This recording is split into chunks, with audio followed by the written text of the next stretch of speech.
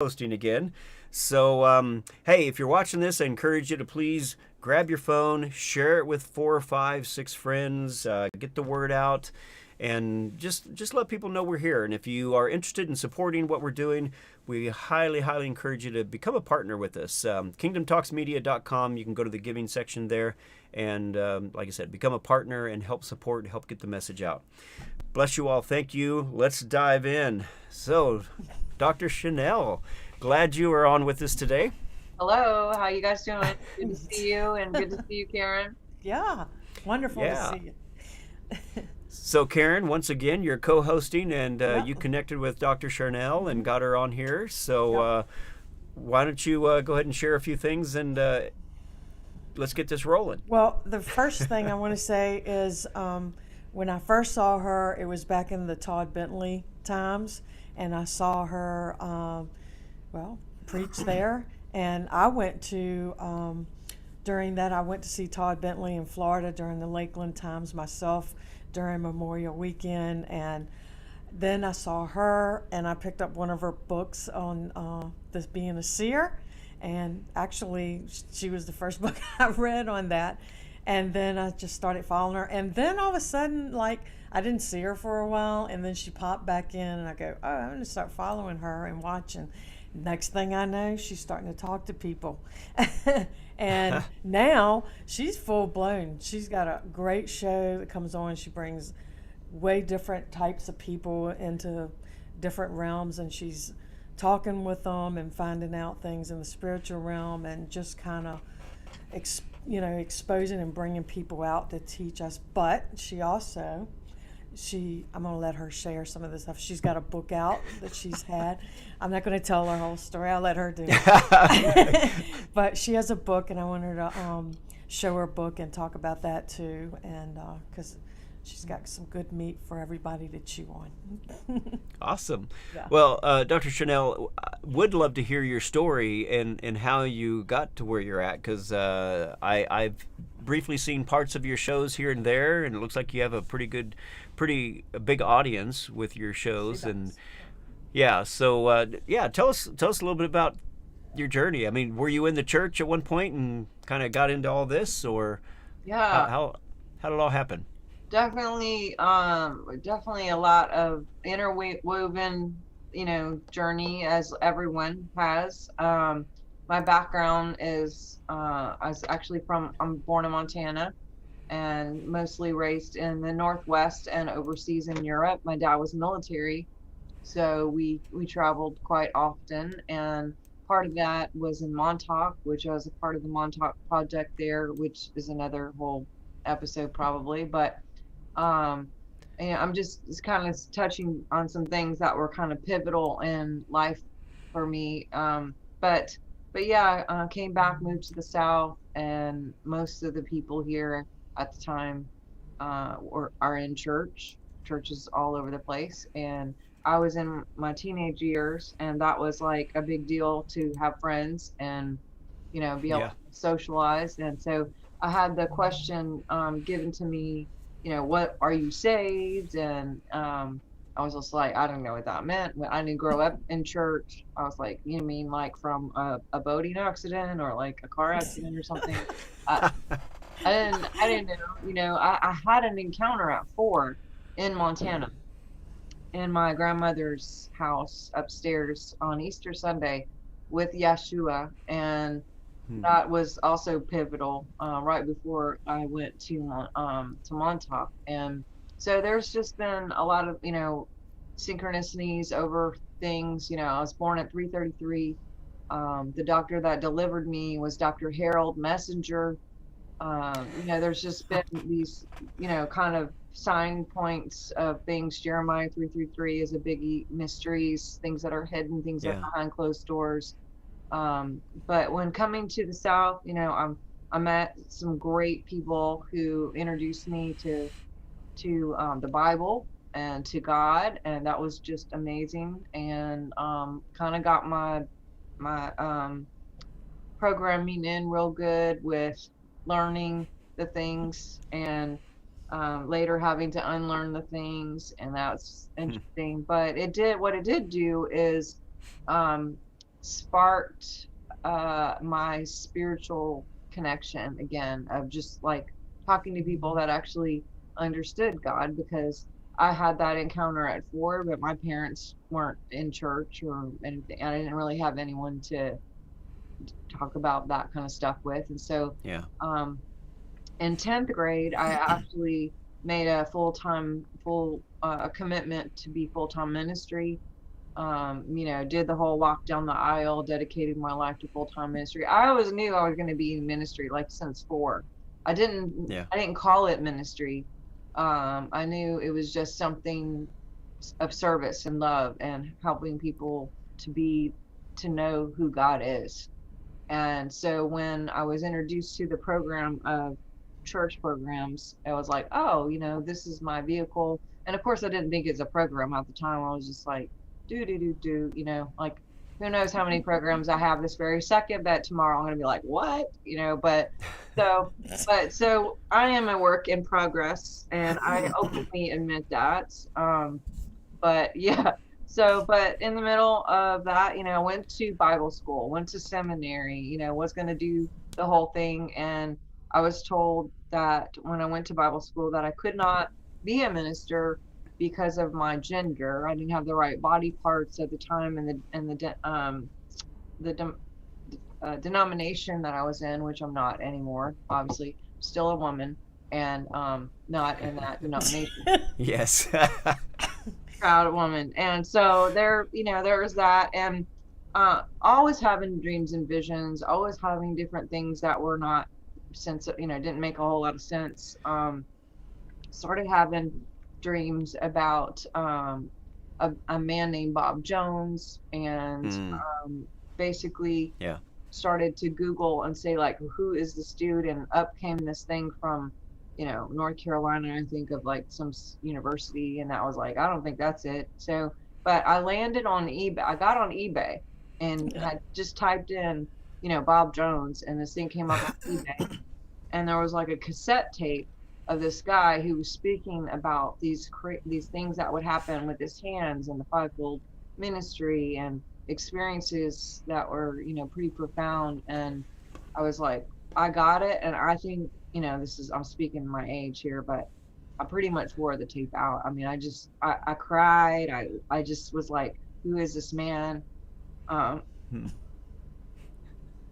I just knew I would meet him. And so I looked to try to find anything about him, and I saw that he was doing some things with a man named Tulk Davis, who I absolutely adore, but didn't know at the time.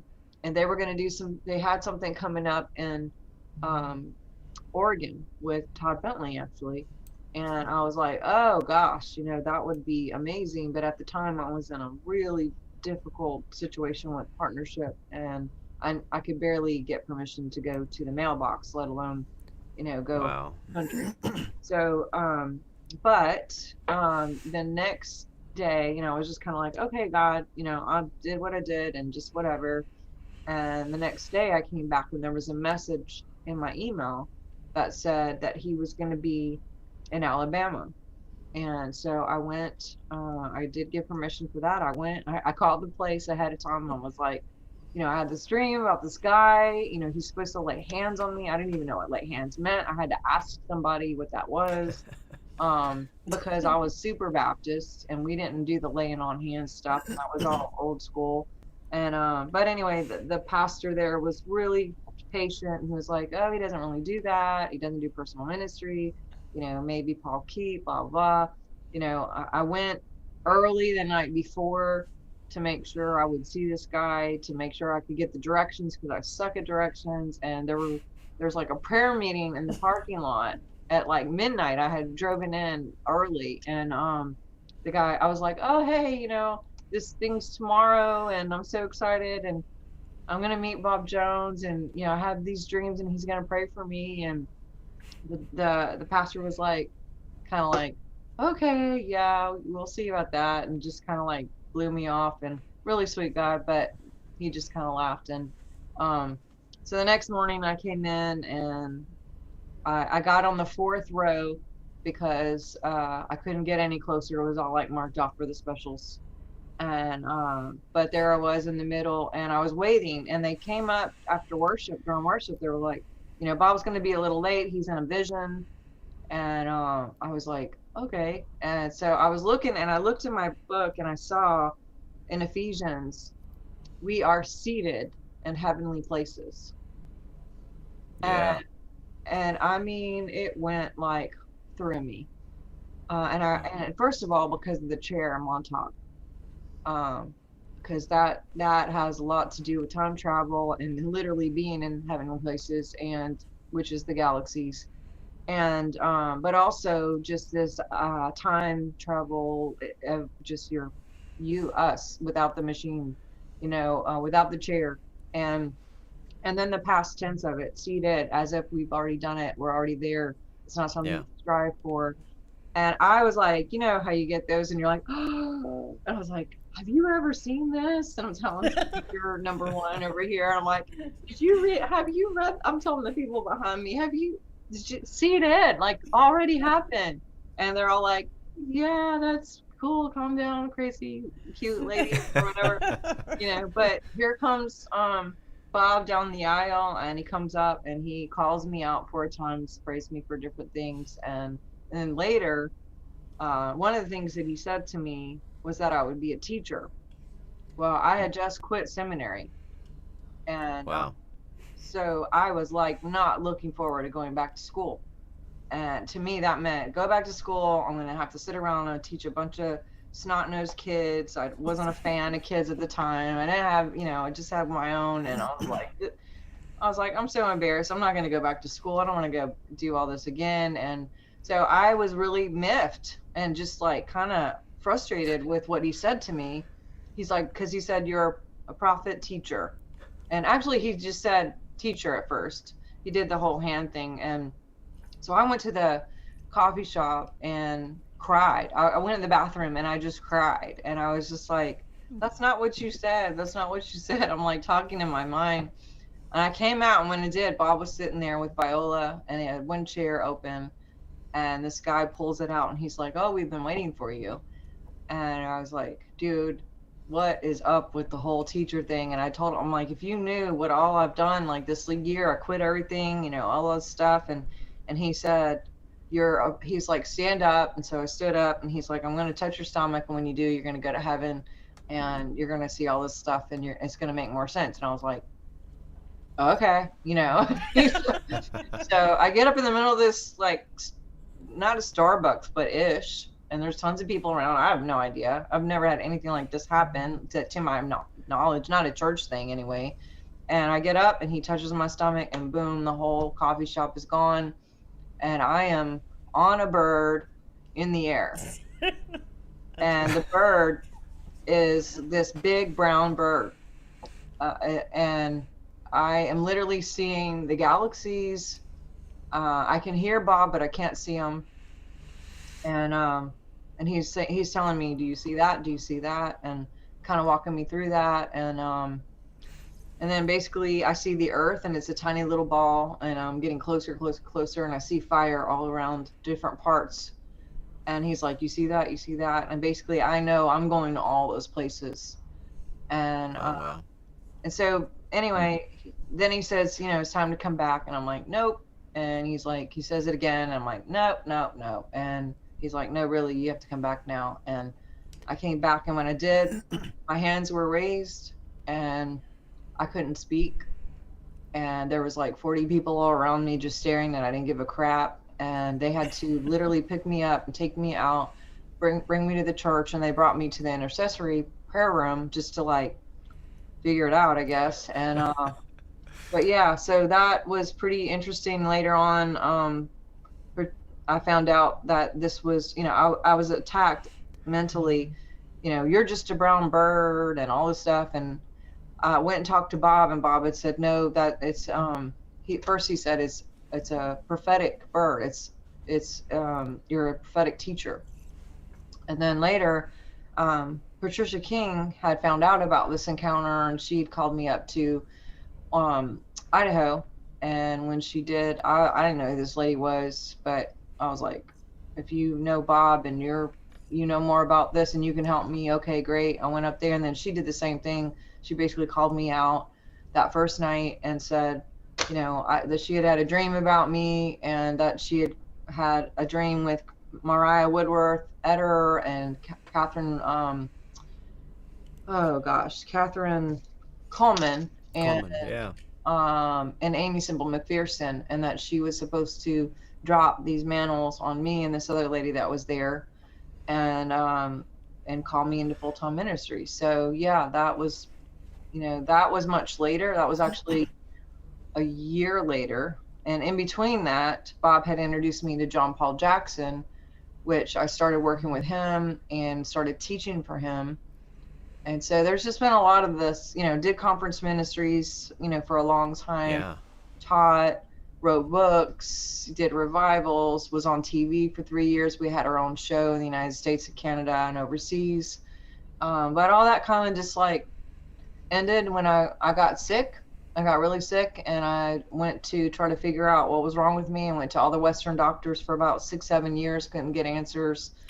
Was only on was like 30 different medications, wasn't feeling better. You know, it was mental gymnastics to be like, take this with this one, don't take that one, take it with water, this has to be at night, this has to be with food, these can never go together. Had a small suitcase that I traveled with everywhere I went just to figure out what I was taking. I traveled with Bob once a month that whole entire season until he passed in 2014.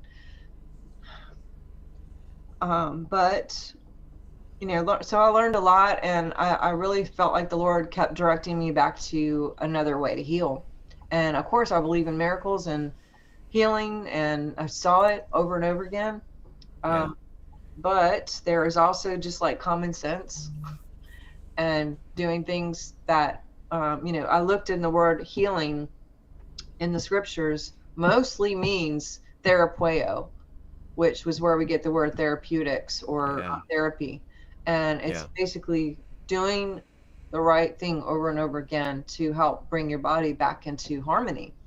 And even Jesus had miracles, but he also had therapeutic, meaning he prayed for people.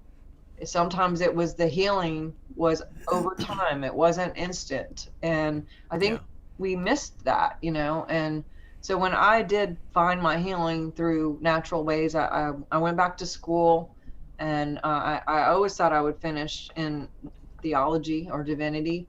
But I had all these signs to go into naturopathic, to be a naturopathic doctor.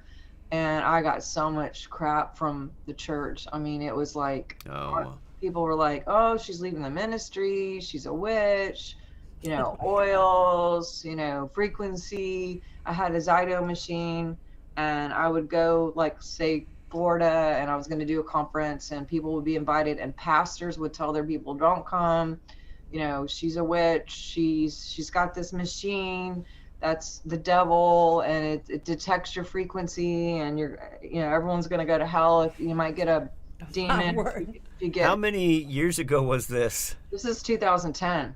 Wow.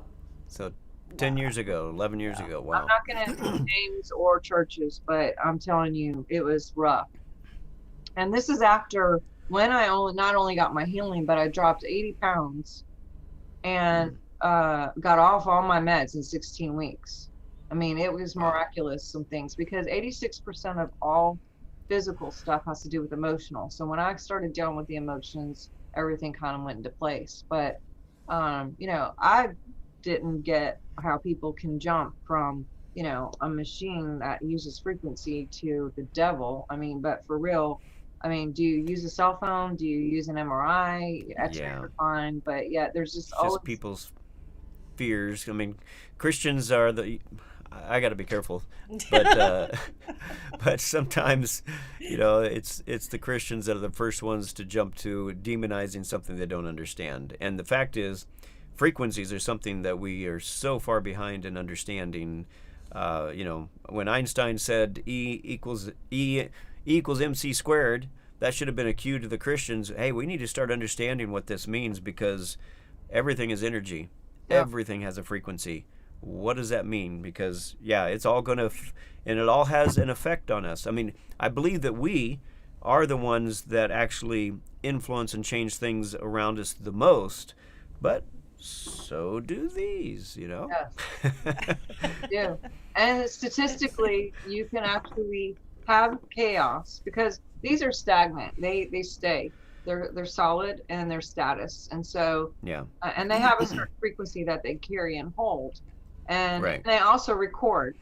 Yes. So when you have a chaotic field and this is introduced, it actually changes the field from Yeah. the outside in, just by presenting this within the field. And what's crazy is I have a whole card deck that I made, and we did specific. There's 80 cards in here, and each of them have a crystal on it. They're my crystals. We tested if people just have the card with the crystal on it, it changed the field just as much as it did the real actual crystal, which is still Wow. honestly, this is quantum physics, it's frequency, it's science. Quantum entanglement. Yeah. Yeah, yeah, and that's the thing. You know, it's like you said. You know, these crystals, they have memory, and it's like some people could freak out and just check out because of that statement, and yet Google it. It's you know, scientists are looking at what can they begin putting data onto that will hold it longer because. You know, our cell phones are good for 5 to 20 years, maybe. You know, the hard drive in your computer, same thing. All these things are limited in their storage. A paper book has more longevity than you know, our hard drives. You know, so they're like, what can we start storing things on? And scientifically, they're studying crystals, and they believe that crystals could begin to hold data for 10,000 years. But even beyond that, you know, again, so just saying the crystal thing is totally legit. But if people don't know, they're studying human DNA, which is the best thing that they have found to store data on. And you can actually store all the data that the entire world has to offer on about a meter's worth of human DNA. And it could store all of it on there.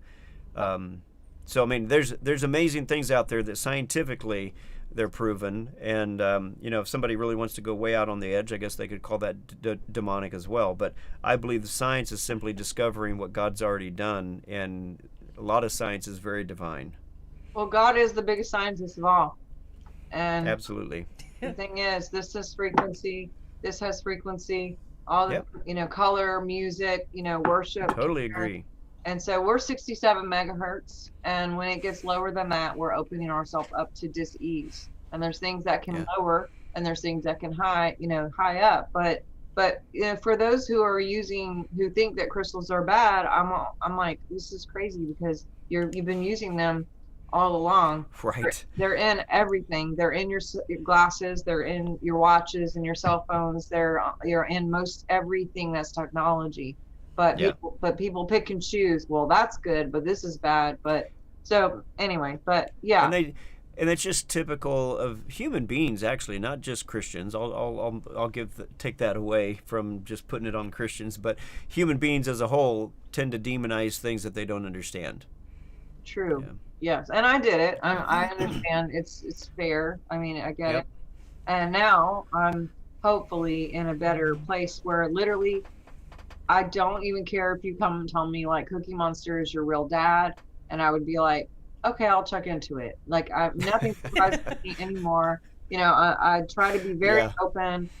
Even with what I do learn, I'm okay if I'm wrong, and you know, I move on to Yeah. the next thing. I tell everybody, you know, when I said that I wasn't right, or I found out this is more to it, or Yeah. you know, it's like just to stay humble and to be honest. But yeah, I had an encounter in 2010 with two beings that really shifted everything, and part of that got me to be an ND. And they have come and gone several times since then, and then now in this last, oh gosh, I guess it was about 4 or 5 years ago, I was really having a lot more memories seep through and not understanding what I was seeing and just kind of putting it off like, that's a terrible thing to imagine, or you're really going out there, like, get your mind back, and why would you think such a terrible thing? But then over time, I realized that these things are all the same exact images, that none of them changed, that they were the same colors, the same people, the same situations, the details were exact. And I had to start looking in. I didn't have to, but I chose to look into, like, what in the world is this all about? Um, and the last 5 years has been really going back to figuring out what happened in Montauk. And so, Yeah.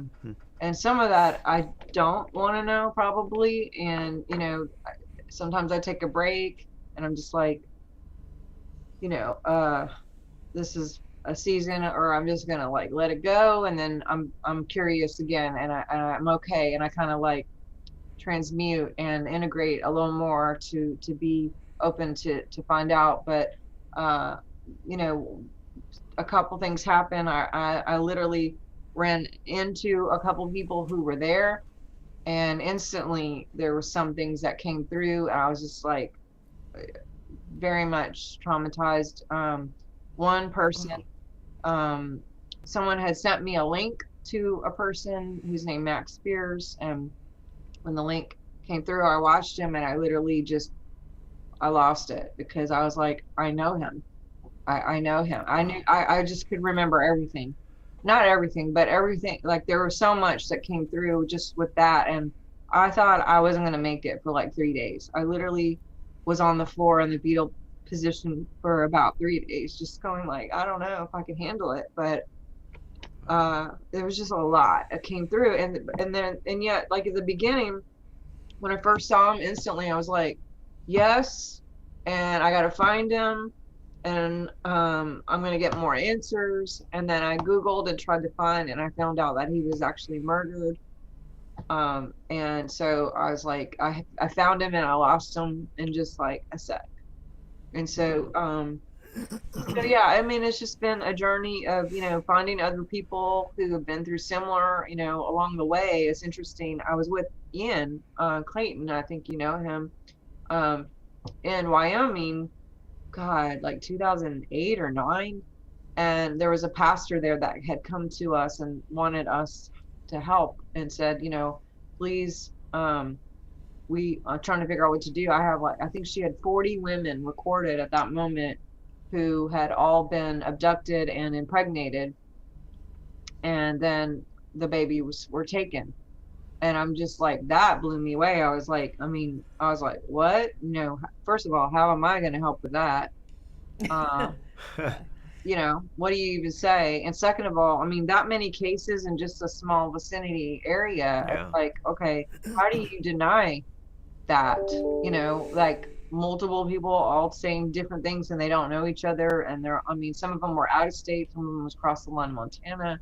So, yeah. and those things just kept kind of trickling in, and just really took me to this path that I'm on now, of just really looking for truth, not for just myself, but for the others. And for so many things have been suppressed, not just technology, but medicine, the truth about the Bible, the truth about, the United States, the truth about the world, and so I've just been, I guess, in this last 5 years, really been committed to bringing forth the truth, and allowing people to have those discussions and to talk about it, and to feel free in a safe place to ask questions without judgment, and just to look into, like, near-death experiences, or time travel, or super space programs, or all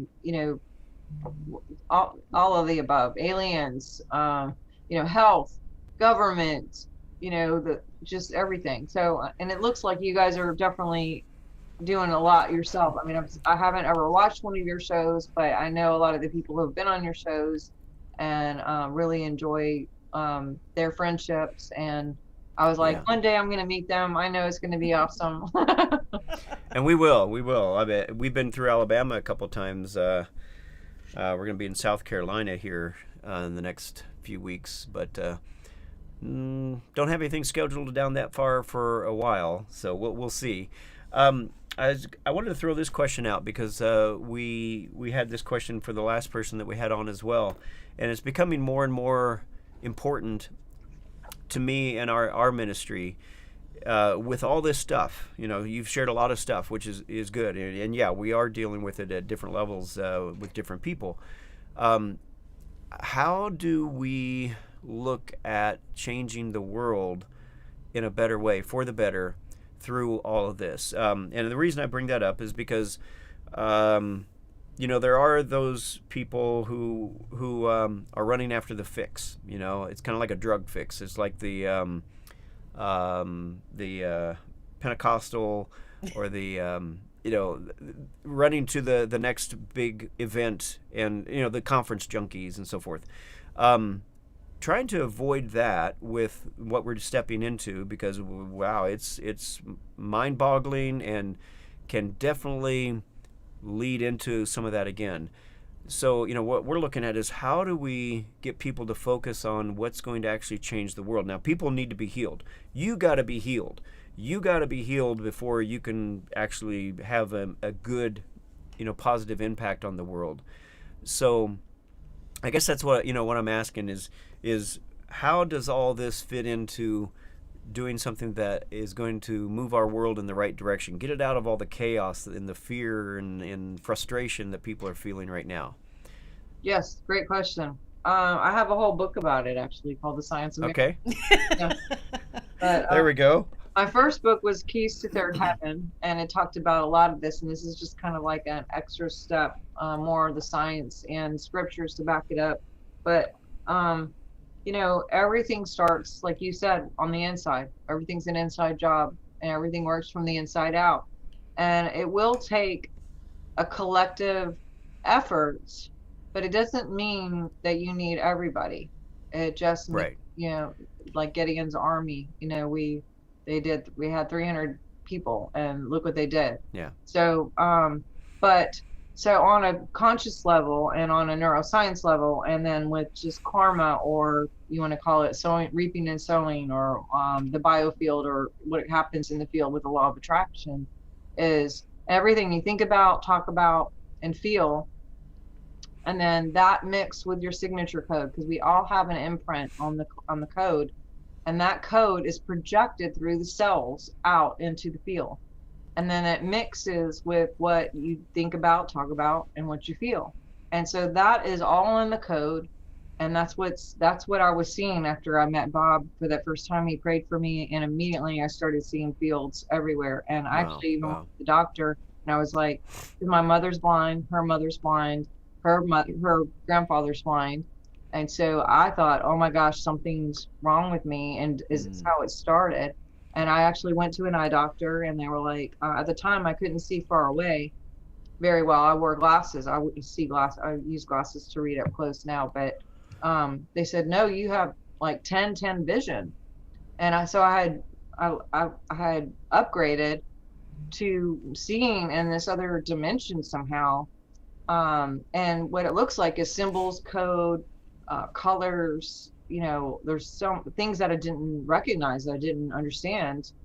Sacred geometry, lots of things were in the code, books and ideas and inventions. And so what we think about, talk about, and feel, and the signature code goes out, and it not only radiates like an antenna sending out, but it also has reception powers. And the heart is the most receptive. It's actually 100 times more than the brain as far as magnetizing in. And that's why they call it the electrical the electric magnetic field, or the auric field, or the aura, or there's a lot of different ways. But biofield, dual, meaning it does two things. It radiates out and it magnetizes. So the best and most amazing thing that we can do in this time is to just be extremely aware of what we're thinking about, talking about, and what we're feeling. Oh yeah, totally agree. And then also going into the DNA to see what needs to clear. Like, what do we need? What hasn't worked in the DNA? Because the subconscious and runs most everything, 95% of everything. And the DNA has a lot to do with that. And so you could be like the nicest person and like, I'm nice, I'm loyal, I do all these things, but you could keep getting, something's, in your field and in these patterns that are just not working. And it's like, why do I keep getting these liars or these, thieves or, crazy, chaotic people or whatever? It's like, okay, well, let's look into what you're putting out. First of all, you only get what you are. So even if you're nice and all that, it could be even deeper where it goes in, where it's like a signature thing, where grandpa or great grandpa or somebody was chaotic. And like, even if 1% of you's got that out there, everyone will submit to your lowest common denominator, whether they like it or not. It's just, they have to, because it's math. And I don't think a lot of people, I mean, I do think some people, but I don't think a lot of people wake up and go, how can I just be a jerk today and ruin people's lives? Right. But you get, out there and you're entangled in other people's stuff, and then you have your stuff, and it's, it's like, if you have, what do you call that thing? A thing you jump up and down, A trampoline? Trampoline. If you have a trampoline, thank you. And you're sitting in the middle of the trampoline, and you know how it'll kind of dip, right? Now, if someone comes and sits next to you, what happens? You kind of lean over a little bit, and if someone comes behind you, guess what? You go back. And this is how energy is. It's, you don't even mean to, but it's just the way it is. It's the law. And so you may find yourself, if you have anything in you that connects to that lower denomination, it's literally an equation that you'll submit to unless you're awake to it. Now, if like, I have tendencies to do this, this, and this, and you can be cognitive about it, and you can be cognitive, I'm going in, I'm going to hang out with this person, and she's got this, and I got this, and I don't like this about her, that's really me. You know what I mean? You can be aware. And actually, the scripture says, guard your heart, for it's a wellspring of life. And that word guard does not mean guard. When I think of guard, I think like protect, like get away from me. I got to keep my cards covered. You might get me or do something terrible. But when I looked at the scripture, guard does not mean guard. Guard actually says to be aware of. To be aware of what you're putting out. Yeah. And why would God say that? Because it's a wellspring of life, meaning there's movement, there's a river. Yeah. What you are, you get. And God doesn't want us to have bad stuff. So God's like, hey, be aware of the eye gates, ear gates, mouth, Yeah. I mean, and Paul's very clear to take every thought captive, and that we don't just let everything run, that when you realize, wait a minute, this doesn't align with who I am, I'm going to stop this so that I can align. And that's something I just wrote down. It's something we would teach is alignment, attraction, and impact. That when you actually align with who you are, your identity, that you begin to attract all the things that you're meant to have and supposed to have in order to do and have the impact that you're here to have. But it's alignment first. It's identity, and that really does. Your identity has a lot to do with the way you think about yourself. And that comes from ego. A lot of it comes from ego, because we're born into this world. We need ego when we come into the world, because it's kind of self-protective. But eventually you got to pass through ego and get to your divine identity.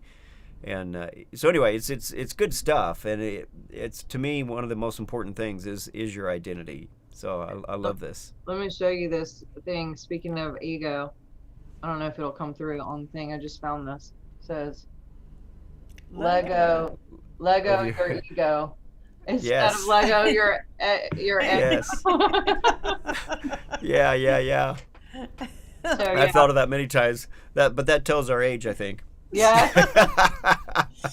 Probably, yes.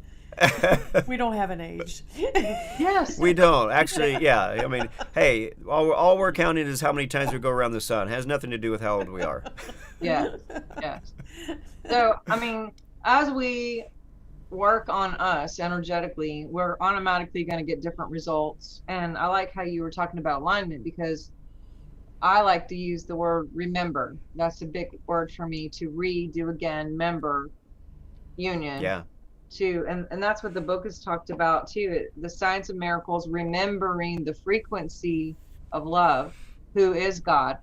And when Yeah. we are in God, we can actually frequency hop. And that's really fun to be able to stay in Psalms 91, where if everything we're thinking about, talking about, feeling, and we are love, and we are God, and everything that God is, guess what? That's what goes out into the field, and then you only get a match Yeah. for that. Yeah. No, that's good. I love it. I mean, I've used the term, you know, I am everything that God is, but I'm not Him. Now, some people would disagree with that at different and various levels, but I just I believe that there is a superhuman consciousness that covers everything, and I'm a piece and a part of that, and I am proud and honored to be a piece and a part of that. I don't need to be the whole thing, and if I were the whole thing, many people could look at me and say, "You suck at being God." Yeah. Yes. But I'm glad I'm not. So He knows what He's doing, and you know, He's bringing it all together. He's the master chess player. Yes, He's God the is most high God. Yeah. my There you Holy go. Spirit. Yes. And going back to your question of, like, instead of waiting for anything external, whether it's God, who Yeah. is all about free will, or, you know, Superman or Jesus or the Easter Bunny or certain government official, you know, we are the will of God. I am God's will. And when we step into remembering that we're the ones that are called to co-mission here on the planet, and to be, you know, Jesus left, highest scalar waves ever, by the way. Jesus left and was like, you know, I'm commissioning you. We're now in a co-mission. And I think a lot of people at some of the programs are like, you know, we're just waiting for Jesus, or it's getting so bad, I can't wait till Jesus comes back. And it's like, I think Jesus would be like, oh, myself, like, over some of the stuff. You know, Right. He came to literally teach us to be like Him and do greater things than Him, Right. not to wait on Him to come back. I mean, Right. we're the ones here that are supposed to be the Yeah. Nikos and the Supermans and the Superwomans. Well, Hey, and Sharnael. go ahead, Karen. I want to ask her, because somebody that don't know, can you explain the scalar waves? Yeah, so scalar waves are, you know, just like frequency. We can test what someone is, and we do different categories. So we can do it on finances, relationship, integrity, what your incarnation was, what you were at birth, let's see, I'm trying to think of some of the other categories, your generosity levels, you know, where you are right now. And so Jesus actually 700 and above is considered illuminated, or, you know, Wow. really high. And 1,000 is the highest that's ever been scored on Earth anyway. Now off planet, that's another story. But Jesus is 1,000, and and they have tested tons of people. The only other person that was equivalent to that, and this may freak people out, I'm just science information, was Mary Magdalene, or is Mary Magdalene, and they were equal 1,000. Which I definitely invite everyone to really look and dig into Mary Magdalene and see who she really was, and who the Bible says she is versus what she really was and is. So I believe, and this is just me after, you know, only 5 years of studying, but 5 years of pretty big studying, her and just some different things outside of that, that, you know, she was presented very differently in scriptures than, for whatever reason, whether that was on purpose or not. But I believe they were twin flames, personally. So if you know, obviously I'm guessing there's some people watching. They're going to have this question, so I'll just ask it. It's like, so how did they or how do they test Jesus and Mary Magdalene? How do they know, you know, they were 1,000? Is there something specific that they do, or? They have they double blind test, sometimes triple. So different people in different places are all testing at the same. And then after they've done this, oh God, they're scientists. So they've done it.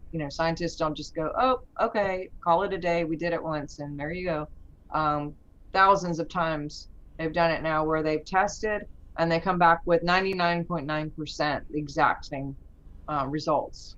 And so now they've tested people who are living on the earth, people who've passed, and they can see like over their journey, even if you've passed, like Joan of Arc they've done, or Tesla, or former presidents, or whoever, where you can say, okay, they were born into this, but they came up this high, and whatever. So is it based on some of their actions, recorded actions, and things that they've done and accomplished? Is it based off of that then? Is that what they're looking at? It's the field, their field.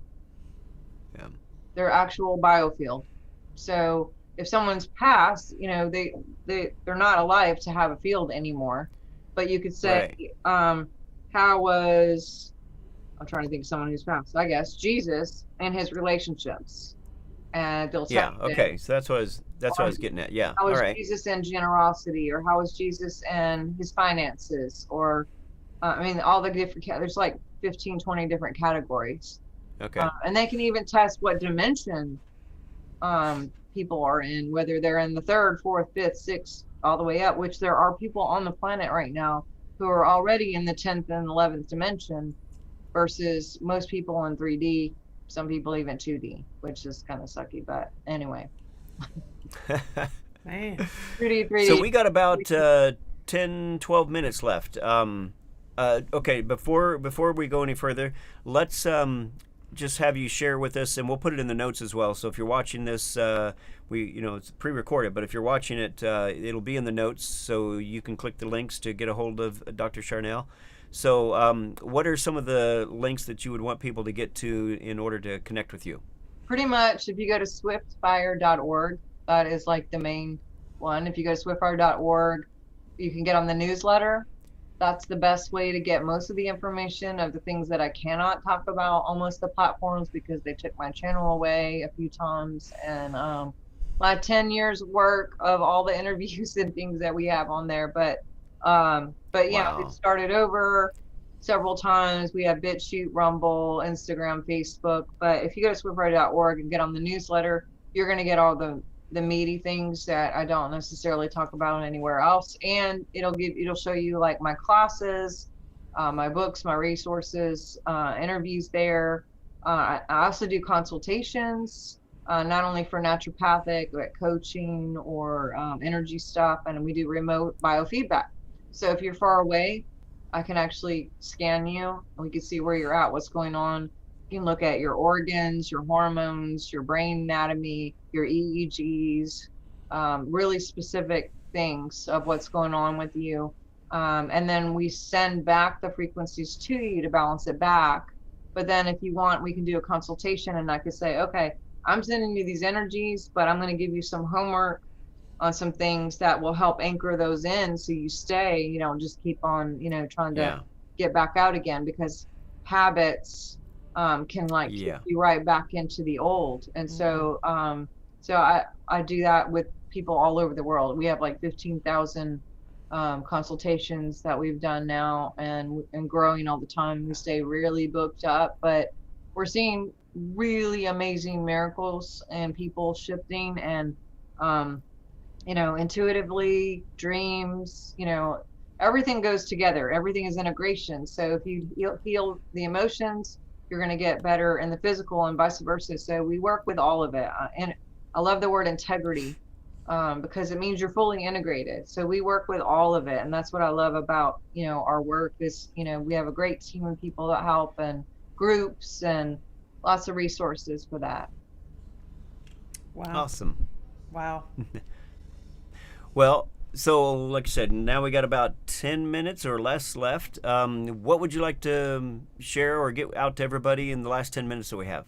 Oh gosh, I would just really encourage you in this season to be extremely aware of what you're thinking, what you're feeling, what you're talking about, who you're hanging out with. There are 3 questions that I have been working with over the last few years, and I continue. I used to just have two, but I picked up a new question here lately, and it was about 10. It was 2010 when I first got the question that I heard was, "What are you thinking?" And I stopped myself and said, "What are you thinking?" And I realized what I was thinking was about like uh, Julia Roberts and some other person getting a divorce, or it's just like Sandra Bullock and Jesse James were getting a divorce. I mean, just random. Like I'm like, okay, that's probably not going to help anything. So, uh, Right. I put post-its all over. What are you thinking? What are you thinking? I put in my car, on my purse, and made myself notes, and that became really, really a biggie. And just because we're on autopilot sometimes, and we're just not even aware Right. where we're going. Recently, my second question that came to me just 2 weeks ago was, "Where are you?" And I was sitting in my living room. My kids were around. I was on the phone.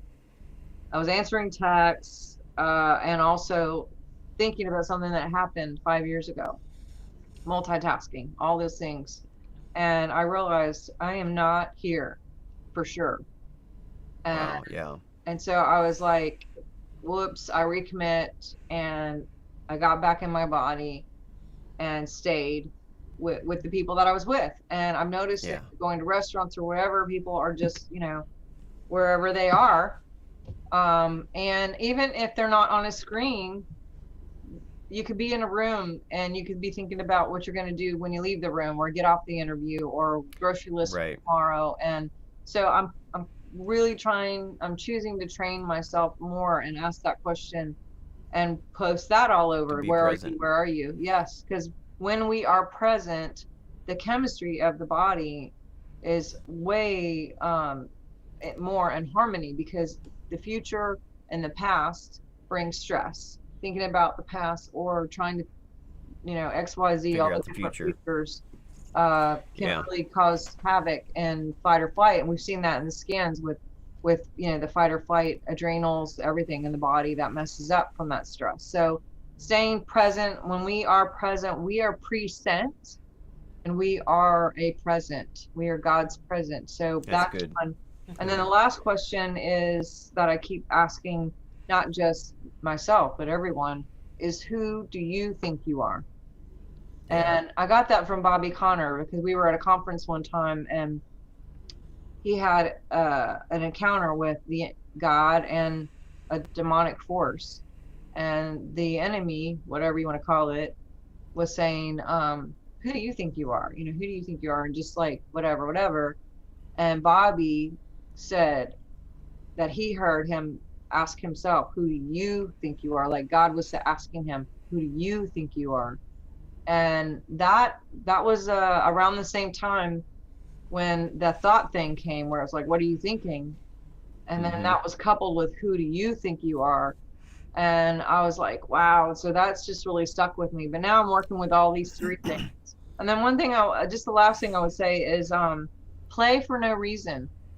I mean, do laugh and go do creative Yeah. things, color, go outside, be in nature, get magnesium baths, foot baths, get a massage. Like, this is crazy Yeah. times. And the more we can laugh and watch funny movies, and I'm not saying like turn it off like it's not happening, or deny that anything's going on, but also if we can clear the energy of the fear and the chaos and everything that's trying to bombard, then we can actually be the one that's shifting things, instead There of you being go. like a sponge taking everything on. That we're going to be more like the sun radiating out with every cell It's that we good. are, and just blasting people and igniting everyone with God's presence. And literally, one of my mantras is, I am that I am, and I ignite the Christ in everyone I contact. And just, It's good. grocery store, post office, wherever, like before you go anywhere, I'm already in that I am that I am, and I ignite the Christ in everyone I contact, and I expect it, and I believe it, and I get results, because Yeah. that's what my belief is. And to believe is to be alive in something, and I'm alive in Christ, and you are alive Yeah. in Christ, and we get to Yeah. do this. This is a great time for us to be here. Love that. Love it. Love it. Karen, do you have anything you want to say before we wrap up? No, but I mean, just stay tuned and stay on the line, Sharnael, as we go to the behind the scenes. And if you guys just again reach out to Sharnael, she's your doctor.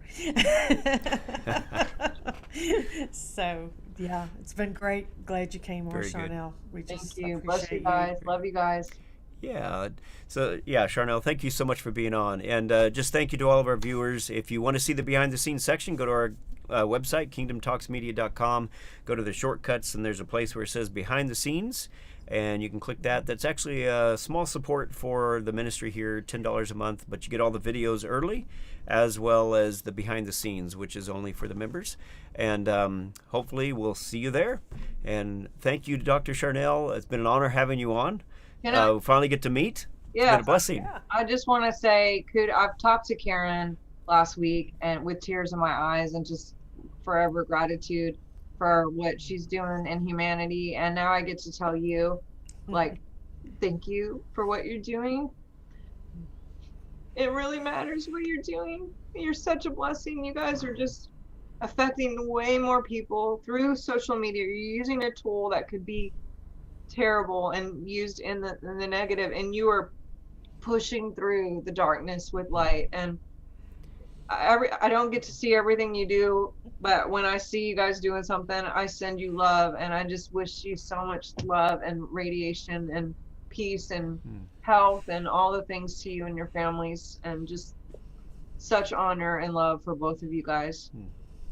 Thank you. Thank you very much. I appreciate that a lot. Just such an honor to have you on. Blessings. Love Karen, thank you. Yeah. Stay on the line, Sharnael. Love you guys. And